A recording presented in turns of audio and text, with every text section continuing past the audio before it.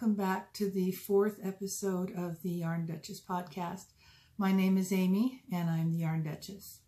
So it's been about a month since I recorded last. It's been a crazy month. Spring is here, and with spring comes craziness. We've had some crazy weather, had a lot of wind, had some warm days, had some snow, had blizzards.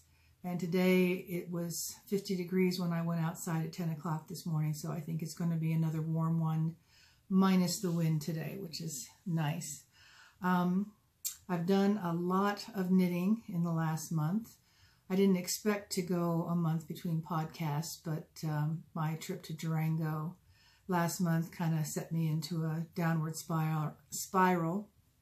And the strange weather just didn't help me get into a good headspace. So this is my 4th attempt at trying to get this episode out, and if you're watching it, then it came out okay.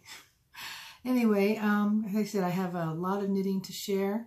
I also did a lot of frogging. I don't know about you, but if I'm not in a good headspace, knitting helps me get there sometimes, and sometimes it's just a reflection of where my head is at. And so it took some time for me to get into a good place. So there was more of a 2 steps forward, 3 steps back, or sometimes 4 or 5 steps back. I have a project that I know I got about 30 or 40 rows into. It was a sweater, top-down sweater, and I frogged the entire sweater, thinking that I had made a mistake, only to find out that I had not made the mistake that I thought I did. And that was a valuable lesson. Do not frog anything when you've been working on it and it's late at night and you're tired. If you think that you made a mistake, put it down, go to bed, and check it again in the morning. And if you still made the mistake, then go ahead and frog it. But anyway, so I've knit the sweater. I probably, as many times as I have knit and frogged, I probably would have had this sweater completed by now. Speaking of completed sweaters, the last time I talked to you, I was working on my pavement sweater, and I was hoping to have that done by the time I filmed this particular podcast, but I didn't do that because I cast on the other sweater, and I cast on a bunch of socks, and I found that the sock knitting was more conducive to getting me into a good headspace than the sweater knitting. But I'm going to share everything that I've been working on with you for the last month.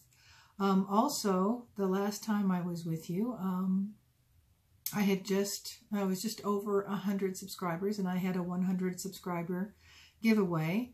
And in the last month, I have surprisingly, and I'm really happy about the fact that I have reached over 250 subscribers. So I think we're going to have another giveaway at the end of this podcast. So stick around. If you're a returning viewer and a subscriber, I really appreciate your coming back. And I wanted to thank all of you who took the time to write a comment and share a bit of your story, or just share your sympathy, or just to let me know that you were thinking about me. I appreciate that so much. It just meant the world to me. If you're new to the podcast, I had shared on the last episode that I was going to Durango, which is where my youngest son was going to school. He was going to Fort Lewis College there, and he was going to graduate. He was 5 weeks away from graduation when he was killed. He was walking to work on a beautiful spring day, 2 days after his 23rd birthday, and a driver passed out at the wheel of his SUV and went up on the sidewalk and killed my son and another pedestrian. It's been a year, and I'm doing better, but I think a lot of my inability to find closure is that the person responsible for his death is still walking around free, and nothing has been done as far as finding closure and some sort of justice for his life being taken. So anyway, so I do a lot of knitting, and like I said, I have not been able to work. I started a little yarn dyeing business on the side just to keep me occupied, and working with color and working with fiber brings me some sense of joy and comfort while I try to sort through all of the feelings that I'm having. But knitting primarily is my source of meditation, if you will. As I said before, knitting can either be meditative and help you to cope with your feelings, or it is an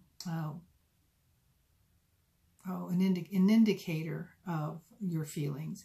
I found that this last month that certain projects were not good stress knitting projects. That's why I don't know if you are a project knitter or a multi-project knitter. I know some people just will cast on a project and work on that project until it's done. And every once in a while I am that person. But most of the time I find that I have an assortment of knitting projects around me, to where if I find that one project isn't going well because I'm not in the right headspace, I'll try another project. And I find that not having to deal with increases, and especially irregular increases and patterns and things like that, are not really good for when you're upset or in distress. But I was in such distress, I found that even stockinette knitting, I still managed to make mistakes. And I actually found that fixing those mistakes was more helpful to me than just mindless knitting. Anyway, enough about my mental health state. Let's get on with some of the knitting projects I've been working on. So if you were here last, or saw the last couple of podcasts, I had knit a pair of Zauberball socks, one of my first pair using that yarn. And also it was my first time using a particular pattern that was a 3x1 rib with a rounded toe. It was a cinched toe. The first couple of socks I had made, I had tried the afterthought heel and a contrasting toe, and I didn't much care for the squared pointed look on both the heel and the toe. So I tried this other pattern, and I really liked it. And it was also a heel flap and gusset sock. And so I made those, and it turned out that they were a little too big for me, so I gave them to my husband. And then I started another pair. And so this was the pair that I had started. And the pair that I made for my husband, that particular ball, I found did not repeat. And so I just assumed that when I started the second pair for myself, that it also would not repeat. And so I did not worry about starting my second sock at a particular point in the yarn. But after having made the second sock, I realized that not only does this particular ball of Zauberball repeat, it once, it actually repeats twice. So you can see I had lined it up, and at the top of the sock and the both socks don't start in the same place, but I've lined it up to where they do, the colors do line up. And the only difference in this area right in here is because of the heel. But anyway, so if you have a Zauberball, crazy Zauberball sock yarn, double check it and don't just assume that it doesn't repeat, because yours very well may. So, but I'm really happy with these. They're nice and bright and cheery, and I don't care if they match up perfectly. The second pair of socks that I made, I am really happy with. I had introduced this yarn to you the last time that I had gone on one of my ninja filming at one of the local yarn shops, and I had picked up, what did I do with it? I had picked up my first sock blank, and this is what's left of it. It was a sock blank by Fairy Dye Works, and I need to find that. Here it is. It was by Fairy Dye Works. I picked this up at the You and Me yarn shop. Excuse the shadows.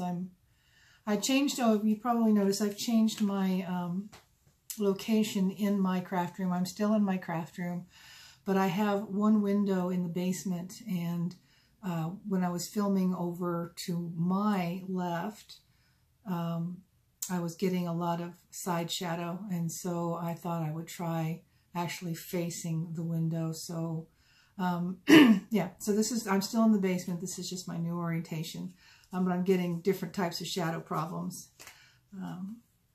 Anyway, so this is the sock blank. When I said what is left, I really fell in love with this sock blank. So this is my first pair of socks using a sock blank.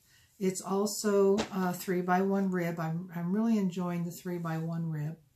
And the other thing about the sock, this is actually, okay, this sock is special for 3 reasons. This is, I didn't put it both on the sock blockers. Anyway, there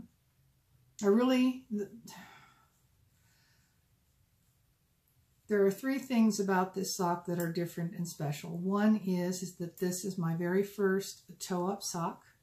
So I did the Judy's Magic cast on for the sock toe and found it to be very easy to do.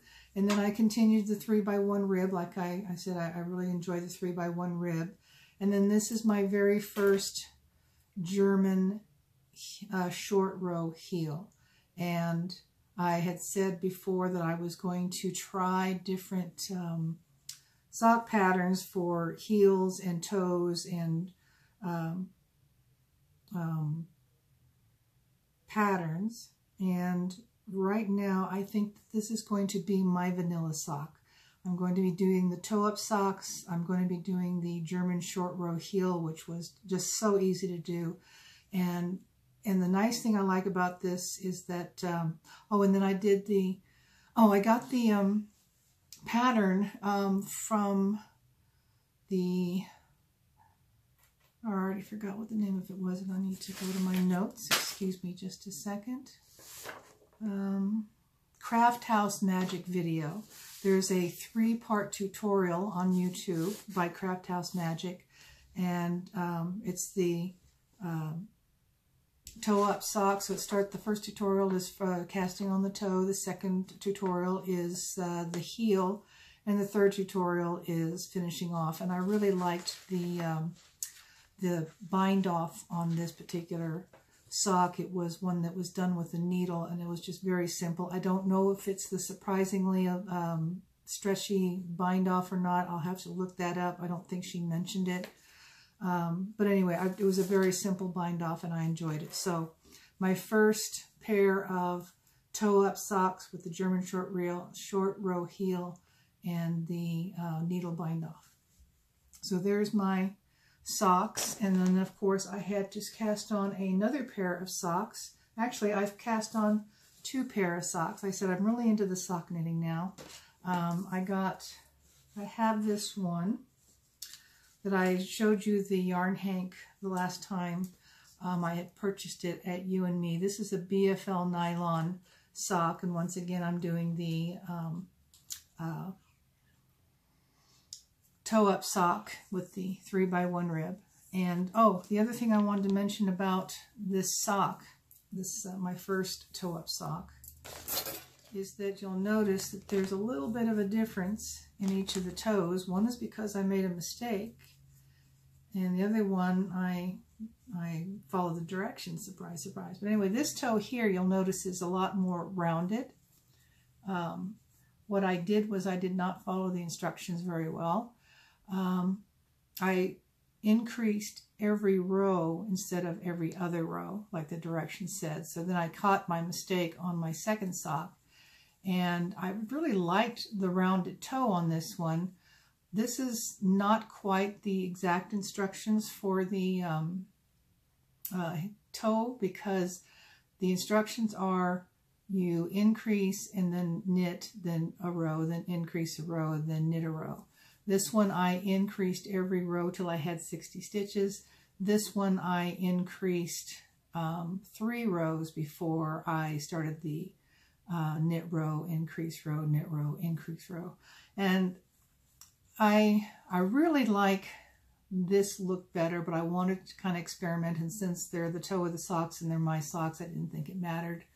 I mean, it was okay for me to play with it and see what I liked. When I have them on, can't tell a difference. So I think I'm going to stick with the increase every row, the first 3 rows, and then do the every other row. So I did the same thing on this sock. This is an increase 3 rows, and then I did every other row. And then I started a pair for my husband, and this is a Zauberball sock yarn that I picked up when I went to Nikki's Knots. Now, the last time that I had podcast, I had talked about going to a place in Woodland Park that I had discovered a few years, not a few years, it was last summer during the yarn crawl. And when I mentioned the shop and the location, the owner of the shop commented in the comments saying that she couldn't wait for me to come by the shop and see what they had done. And I thought, well, shoot, now that she knows that I'm coming and she knows what I look like, I can't really do a ninja filming. But I went anyway, and unfortunately, the shopping center that her new shop is at is undergoing a facelift, so I was not able to get a good photo of the front of the shop. And her shop is a one-room shop, not much bigger than the cabin that she was originally in, but big enough now to have a table where she had a knitting group there. I started filming in the front. She had a big loom in the middle of the shop to where it blocked the table, so I was able to film the front of the shop without being noticed. At least I don't think I was noticed, but she had a lot of Zauberball yarn, and so I picked up a couple more balls, and this was one of them. And I'll show you the rest of the ball. But I ended up sitting down with them for a while and knitting, and she never let on that she recognized me, and so I just kind of let it go. So I'm thinking, okay, if she doesn't know who I am, then that's good. She may have just been pretending. I don't know, but I think what I'm going to do is I want to show her shop in the best light possible. So I'm planning on going back up there again. She said that the facelift should be completed by June, so I'll be going back up this summer to reshoot her shop. I'll keep the video, the footage that I have now, and incorporate that into with the new footage back in June. So that's my Zauberball socks. And oh, this was this one, the one that I picked up at You and Me. This was Independence Street. That was the dyer for that particular sock yarn, and yeah, I'm all tangled up here. Anyway, so when I was talking about finishing my sweater, the one that I was referring to that I would hoped I'd have done by now is the pavement sweater, and I'm really I'm not too far from being done, but I got the whole body done and got the bottom bound off. This is in my on Golden Pond colorway. It's a single ply merino. And I remember that Amy Florence of Stranded Podcast had also knitted this sweater, but she decided to knit it in a plied fingering yarn rather than using the single, which the pattern called for. She just didn't feel comfortable thinking that a single ply wouldn't hold up. So I decided to just go with the pattern instructions, and we'll see how it holds up after it's done and after a few wearings, and I will update you on that. the other sweater that I was talking about, I had thought about joining a knit-along. I'd never done one before. There was a Facebook group that was doing a knit-along for the Comfort Fade cardi, and since that was on my project list, I thought, well, why not go ahead and do this? But this particular group wanted you to knit the cardi in yarn that you had dyed, and so I had spent a couple of weeks dyeing up some yarn, trying to decide on my fade. And I'll just show you. So a couple things about this sweater. It's so this is my my fade so far. This is actually the inside of the sweater. I kept forgetting, and this is one of the reasons why I frogged the sweater. I kept forgetting that this is one of those inside-out sweaters where the stockinette stitch is going to be on the inside and the garter stitch is going to be on the outside. So this, I'm showing you the inside of the sweater. This is the top part is my Gold Coast colorway, and then I have that fading into my Ocean colorway. And then I did my Seashell colorway. And I'm not 100% sure I like this because I'm not quite sure where I'm going to go after this. I have one more fade that's supposed to be at the bottom, so I'm trying to figure out how to tie in the gold from the top where I've moved down through the blues, and then there's some speckles of burgundy and gold in the bottom here, but it's such a high contrast, I'm not sure I want that. One of the colorways that I had dyed was this. I don't think I named it because I haven't put it in the shop. I was actually had dyed this for this sweater, so I'm thinking that I'm going to rip all this out again, frog it, and then put this in, and then the seashell, so that the seashell will be the last fade on this sweater. So I'm thinking about it. I'm not doing it right away. I'm going to sleep on it and think about it. But if you have any comments or thoughts and to help me figure this out, I'd appreciate it. So feel free to comment in the comment box below and let me know what your thoughts are. You know, maybe I'll go with something even more different. But you can see here that I said it's got the gold and the burgundy flecks in this lighter blue. The Ocean has just got the light to medium to dark blues, and then I have in the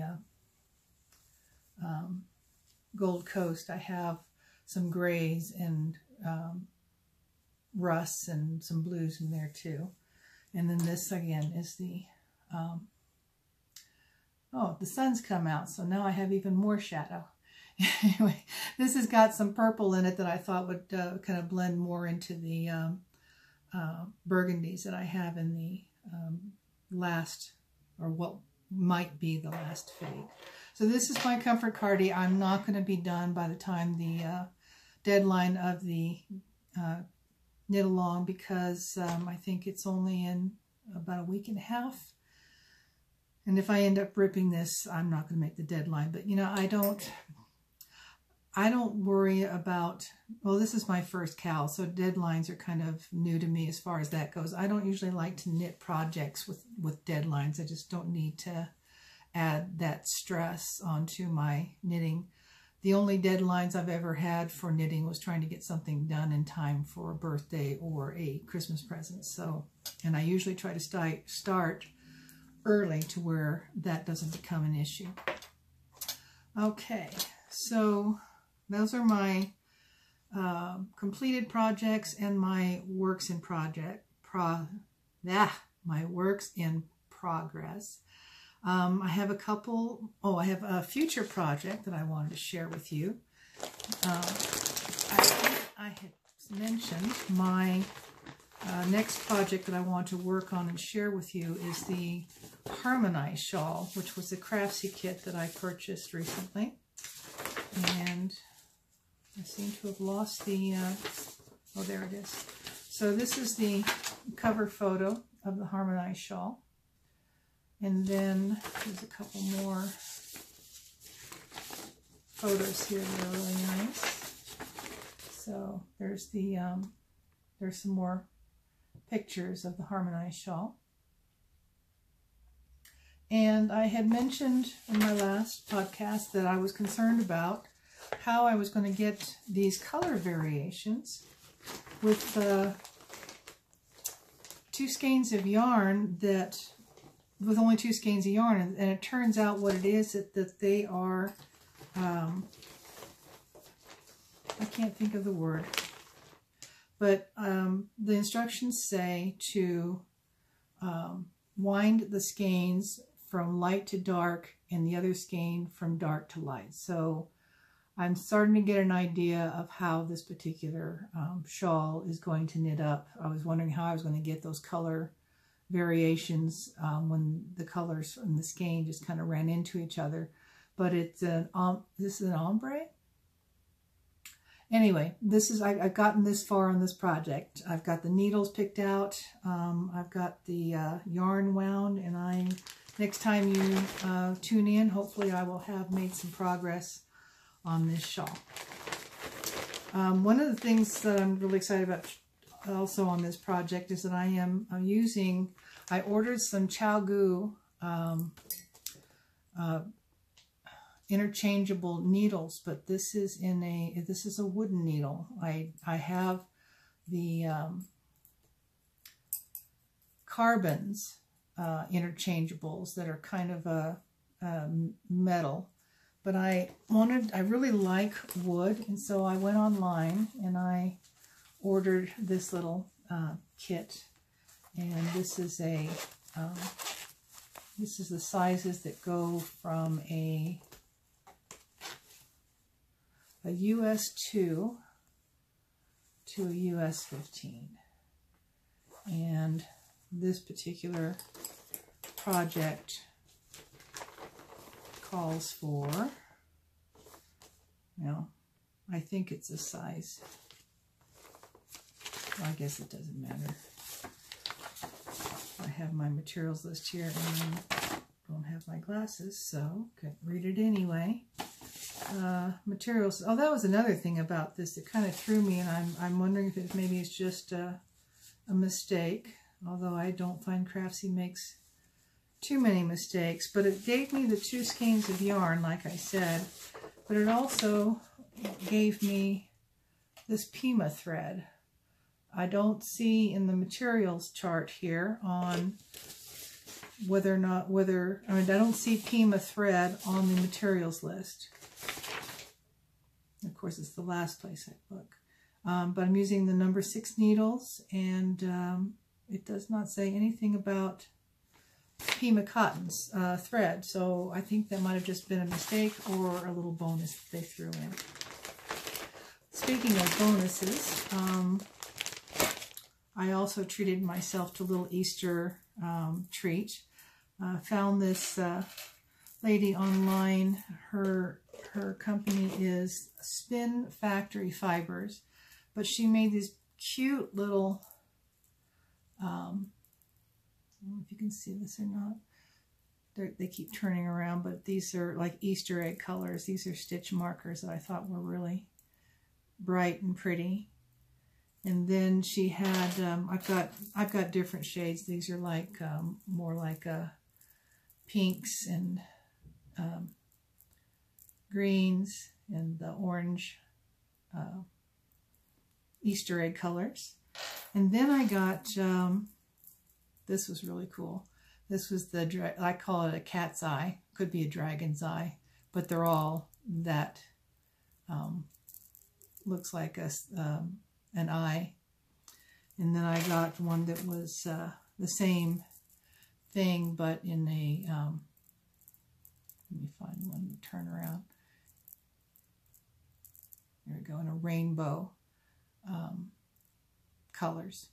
Anyway, and then as an added bonus, she sent me this Easter egg project. What do you call it? Project marker. So anyway, so those are my recent acquisitions. An older acquisition that I forgot to share the last time was,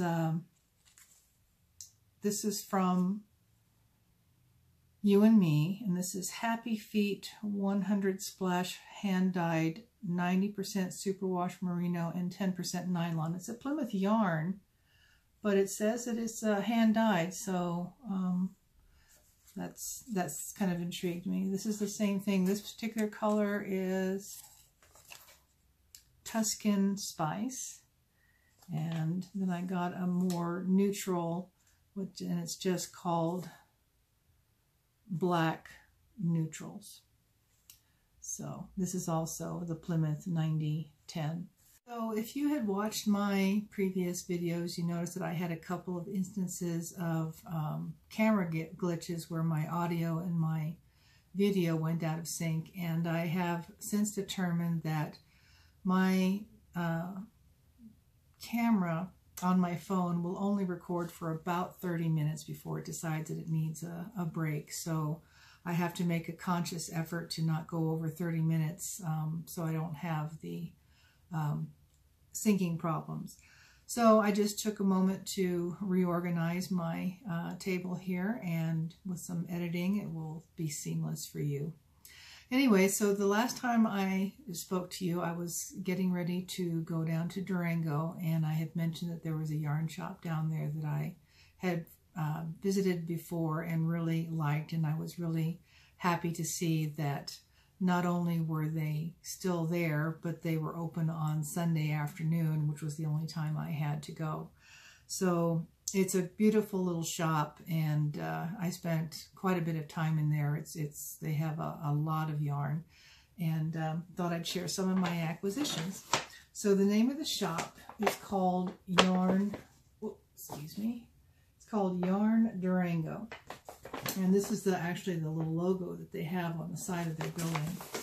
And they have quite a lot of Malabrigo, which I picked up 3 skeins of. This one is, this is my favorite shade of green. This is called Lettuce. And this one is called, this was the one. Okay, this one is called Indicita. And then this one I cannot pronounce, but it's, I'll just show you the tag. You can read it for yourself. But anyway, these 3 just jumped out at me and jumped into my bag before I knew it. But the interesting thing I found about this was that it says here on the tag, it just says sock. Doesn't say it's sock yarn or sock weight, it just says sock. But this is a sock weight because it is not a sock yarn, because it doesn't have nylon in it. And I don't see, it's so soft, I don't see how it could hold up without some nylon. So this is going to be incorporated into a shawl, probably one of the many fade patterns that are out there. So one thing I do like about these fade patterns that are coming out is that I have all of these single skeins of sock weight yarn that I'm not quite sure what to do with. Not enough to make a sweater. I could make a shawl, but I think combining these colors would be much nicer than just having a shawl of one color. And the other thing that I picked up was from Mountain Colors. One of the things that this shop does carry is some spinning fiber. Not a whole lot, but they did have some. And they had this Mountain Color Targi. Let me see if it's there. There it is. It's Targi. I've never spun with it. The lady at the shop told me quite a bit about it. One thing I do like about going to the shops is being able to squeeze and squish the fibers to get an idea of how it will spin up. Same thing with the yarns too, how they'll knit up. But anyway, so I've never spun with Targi before, and I'm looking forward to giving that a try this year. So anyway, so that's pretty much my haul from Yarn Durango. On the way down to Durango, there, have you ever done where you've driven from one place to another multiple times, and you go, oh, I didn't know that was over there, or oh, this is on the way. Next time we come through, we should stop there. Because, in the past, we've been down there a couple of dozen times over the last 5 years, and kept saying, okay, one day we're going to stop off and see the Great Dunes. And we never did, because we were always on a schedule and had to be, someplace by a certain time. So we just didn't incorporate that in. But we did have that kind of time on this last trip down. There was no rigid schedule to adhere to. We just decided to leave in the morning and just knew that we wanted to get there before dark. And it's a 6.5-hour drive. So our daughter decided to accompany us on this trip. And we decided to go ahead and stop by the Great Dunes. And it was pretty interesting to see. We didn't actually go out onto the dunes. You can go out there and walk around, and you can sandboard and generally just play in the sand. But that particular day, it was so incredibly windy. None of us was really dressed for the weather. As far as being out on the dunes, the wind was so intense that we would have been sandblasted had we gone out there. But we just went out just past the walkway and took some pictures, and I might include those in this video footage along with the yarn shop. Also, this, I said it's been a month since my last podcast, so a lot has been going on. And not only did I go to the Nikki's Knots in Woodland Park, I also went up to Yarn Fest in Loveland, which is about 2 hours drive from me due north. We were supposed to get some sketchy weather this weekend. I had originally planned on going on Saturday with my other stitching friends. And then because of a conflict on Saturday evening, I decided to go on Friday. But then the weather was supposed to be bad on Friday, so I went on Thursday. So that was the first day of the Yarn Fest, and so I got first pick of a lot of fantastic yarns. But I will share that with you on my next podcast. So anyway, thanks for stopping by. Oh, almost forgot the giveaway. So last time I had the 100 subscriber giveaway, and I allowed the winner got to choose a skein or a braid of fiber from a skein of yarn or a braid of fiber from my shop. And since I have now 250 subscribers, I think I should have 2 winners. So in order to enter the giveaway, all you need to do is comment below. If this is your first time visiting, I'd like to have you share where you're from in the world. And if this is not your first time, maybe you can comment on my plans for my faded cardi, what your thoughts are about the fades, or suggestions on maybe another color that I had not considered. So any comments on that? So really any comments that you care to make will be your entry into the giveaway. And I will, I'm going to try to podcast in 2 weeks. I'm going to try to stick to the 2 to 3 week schedule. Although a month was kind of nice because it gave me time to do a lot more knitting instead of worrying about how to get this podcast done in a coherent fashion and then edit it afterwards. But anyway, yeah. So if you comment below, and the day before I or the day that I film my next podcast, I will write down everybody's names and assign a number, and I will do a random number generator and give you instructions then on how to claim your prize. So thanks again for coming by. If you're a subscriber, thank you for waiting so long for this episode. If you're new, thank you for checking me out, and I hope that you will like and subscribe and stick around for some more knitting. Anyway, that's all I have for now, and I hope you guys have a fantastic week, and I'll see you next time. Bye.